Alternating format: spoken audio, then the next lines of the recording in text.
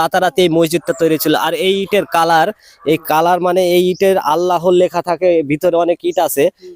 এই ইট কিন্তু এই নকশা কিন্তু পাওয়া যায় না, এই নকশা দেখতে পাবেন না। এটা হচ্ছে আজগৈবি, রাতারাতি একটা মসজিদ তৈরি হয়েছিল।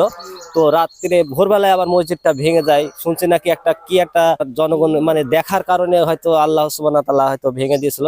তো এটা হচ্ছে ঐতিহাসিক একটা ঈদগাহ ময়দানের একটা মসজিদ হচ্ছিল। তো এখানে অনেক জন আসে দূর দূরান্ত থেকে মানত করে, আল্লাহ সুবহানাহু ওয়া তাআলা কি না পারে। এই যে দেখেন এই পাশে আর একটা মসজিদ আছে, এই মসজিদটা কিন্তু নামাজ পড়ে। আর এই ঈদগাহটা দেখাও, ঈদগাহটাই কিন্তু সব এলাকার মানুষ একসাথে মিলেমিশে নামাজ পড়ে।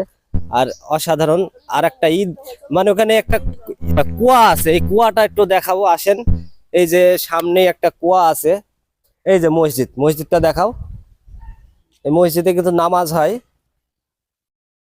আর এই এলাকার মানুষ কিন্তু এখানেই সব একত্রিত ভাবে এখানে নামাজ পড়ে। এটা হচ্ছে মেহেরপুর জেলা মুজিবনগরের বাউগান ইউনিয়নের দরগাপাড়া বলে। আর এই যে একটা কুয়া, একটা ঐতিহাসিক কুয়া, দেখেন অনেক পুরানো এই কুয়াটা।